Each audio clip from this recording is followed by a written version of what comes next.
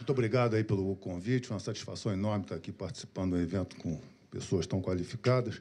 Não houve nenhuma combinação, mas o que o Sérgio falou, o Moacir e o Beto, está muito alinhado com o que nós vamos também aqui falar.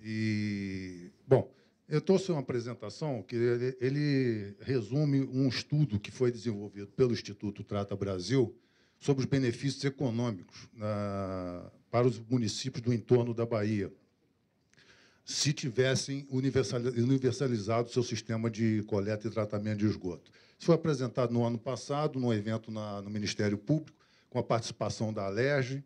O estudo contou com a colaboração do nosso Haroldo, amigo Haroldo, também embaixador do Instituto.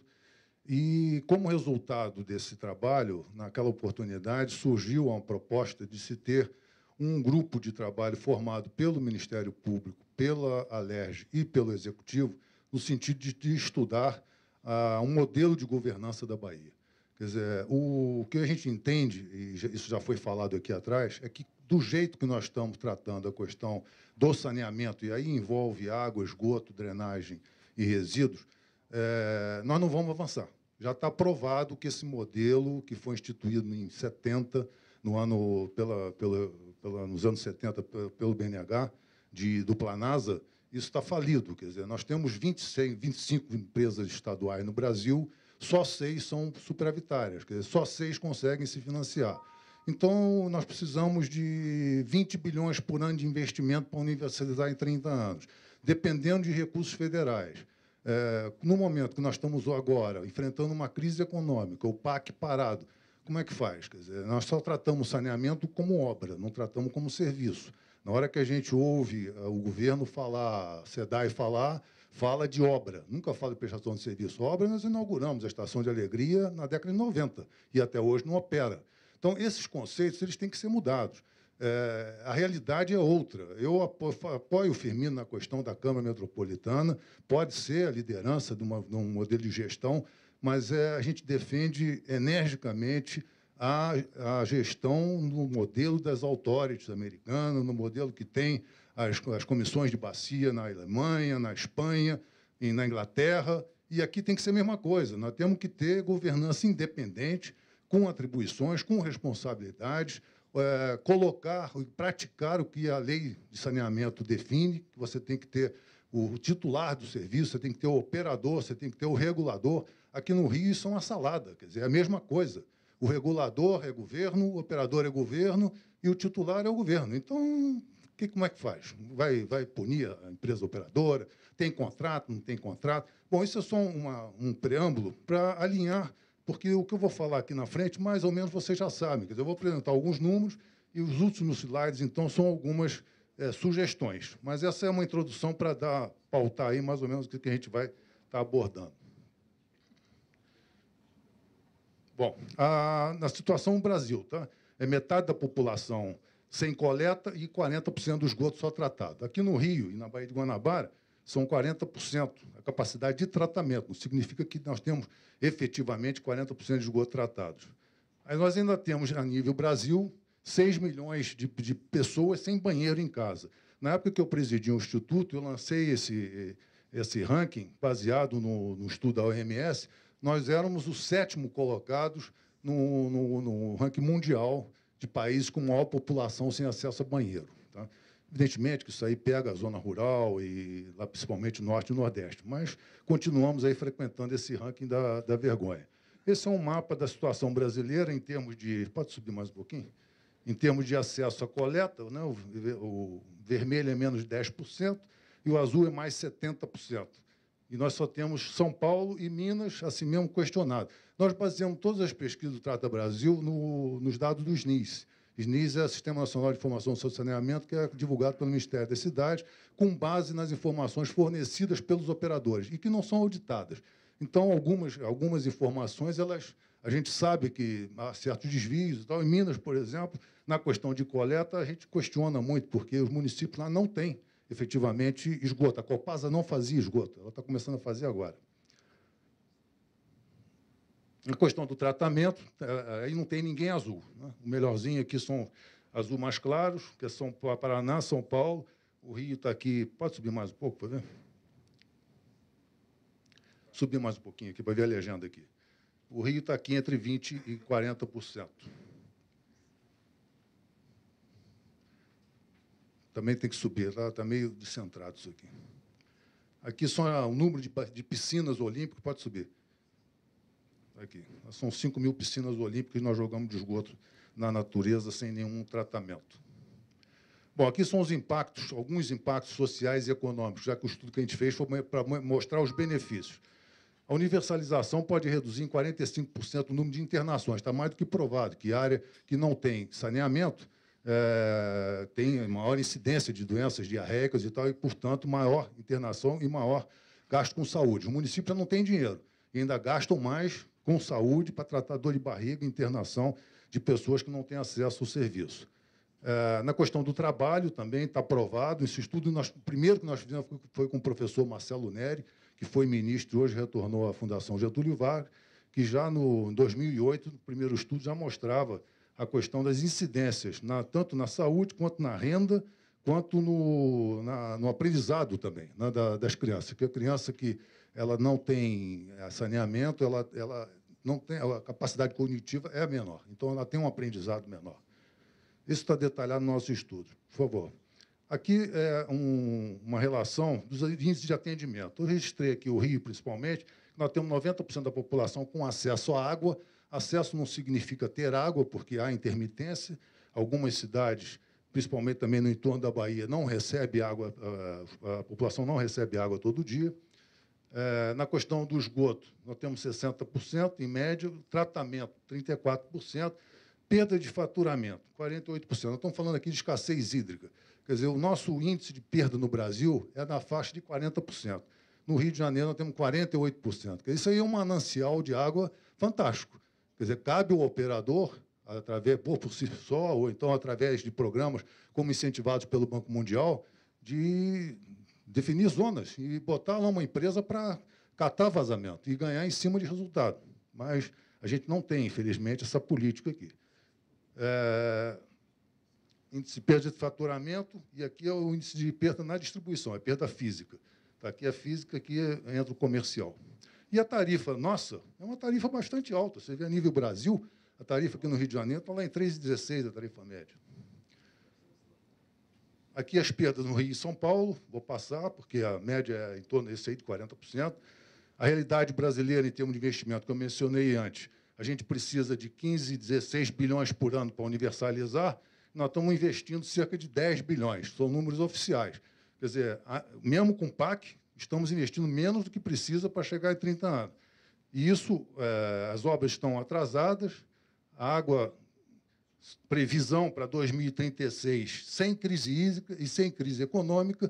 Com a crise econômica, isso aqui provavelmente vai mais para trás, porque os investimentos estão paralisados, hoje estão parados, as obras estão todas paradas, devido ao contingenciamento de recursos federais. Deixa eu ver mais aqui. Não. Bom, aqui eu repito alguns dados, e a nossa conclusão, quer dizer, a questão da governança. Eu já mencionei logo na introdução da necessidade da gente repensar esse modelo, senão, definitivamente, nós não vamos para frente. A escassez hídrica é uma realidade, o excesso de chuva ele gera solidariedade, na época das enchentes e tal. Agora, a falta, não. Gera conflito, gera desinvestimento e gera desemprego. Quer dizer, isso tem que ser tratado com prioridade e com longo prazo. Quer dizer, eu acho que é fundamental isso. Essa agenda ela tem que passar para um ente fora da agenda política para poder pensar longo prazo. Bom, aqui eu vou passar, que são... Bom, só a questão da evolução, rapidamente. Você vê, com o PAC e tudo, desde 2009 até 2013, na questão da água, nós avançamos 0,8 pontos percentuais no total. Se dividir isso aqui por 5 anos, dá 0,16. No esgoto, dá 1,9. De fato, esse programa de PAC eles priorizaram a questão do esgoto. Mas, mesmo assim, é muito pouco esse avanço aí. Quase nem 2%, um pouco menos, em 5 anos de programa. As capitais brasileiras são números, novamente, aqui do Rio de Janeiro. Nós temos uma média de investimento por habitante de 27 milhões, muito abaixo de outras capitais do Brasil, porque a nossa empresa estadual não tinha ainda capacidade de investimento. No ranking do Trata Brasil, com as melhores e piores do saneamento, as nossas cidades aqui da Baixada Fluminense estão sempre colocadas nas últimas colocações. Aqui na Baía de Guanabara, a variação do déficit. Vocês verifiquem que o déficit ele vem aumentando, né, em relação ao acesso. Embora o número absoluto é maior, mas o déficit percentualmente é maior. Como sair dessa? Então, alguns nós. Dinheiro não vinha faltando, está faltando agora por causa da crise. Credibilidade dos gestores. Isso até o governo tem falado, o próprio secretário atual já falou isso, que tudo que eles falam não tem credibilidade, né? Porque é meta em cima de meta que não é cumprida, a questão do economista aí que você falou, né? Você já vai ficando careca de tanto errar.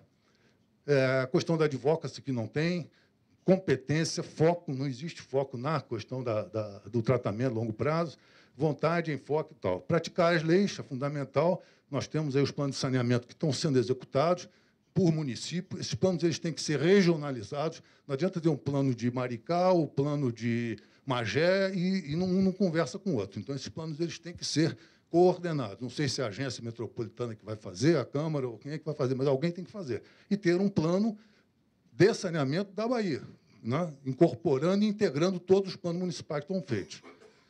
Praticar modelos de gestão com papéis e responsabilidades definidas. Não dá para a SEDAI continuar definindo políticas e diretrizes. Ela é operadora. Ela tem que cumprir contratos de programa baseado nos planos de saneamento, que foram aprovados em audiência pública em todos os municípios. O engajamento da sociedade é fundamental, e o seu esclarecimento através de meios de comunicação e programas de educação ambiental é essencial. Quer dizer, já se falou aqui em educação ambiental. Se não tiver um programa junto nas crianças, né, em termos de uso racional da água, de higiene, de benefício, saneamento, nós vamos levar a mais, sei lá, 5 gerações. Educando, pode ser que a gente antecipe esses prazos. E, finalmente, a questão da agência ou autoridade regional, que é a nossa meta hoje. Meu sonho é a gente ter, em breve, no Rio de Janeiro, uma agência ou autoridade da Baía de Guanabara tratando desses assuntos, e ter um operador, tendo a população envolvida. Bom, aqui é só um slide da OCDE, mostrando diversas interfaces aí da questão da governança, né? Eficiência, tratamento, o engajamento e a credibilidade, e todo isso num segundo nível e no terceiro. Eu achei interessante isso, porque mostra todas as interfaces que um modelo de governança deve contemplar. Então, é isso. Essa foto aqui, fui eu mesmo que tirei no Yacht Club, Rio de Janeiro. Isso aqui é o esgoto puro, foi tirado há 15 dias, não está chovendo, então não pode dizer que isso aí é água de chuva, é uma fedentina danada. Eu estou participando com muito orgulho e satisfação, como voluntário do evento teste aqui da Baía de Guanabara. E, para nossa satisfação também, a Bahia está uma beleza. Não tem um saco plástico, agora o cheirinho ali não tem jeito. O esgoto sai na Marina da Glória, como esse aí está saindo no iate. Mas a qualidade da água, surpreendentemente, está boa, porque não tem chovido. Então, o lixo está lá represado no fundo da Bahia e também as águas estão cristalinas, até na Praia do Flamengo. Muito obrigado, eu fico à disposição. Obrigado, Raul. Bom, acho que a gente tem... Se alguém tiver alguma perguntinha do público, temos uma pergunta. Depois a gente tem que... Bom dia, meu nome é Denise, eu sou da COP, UFRJ.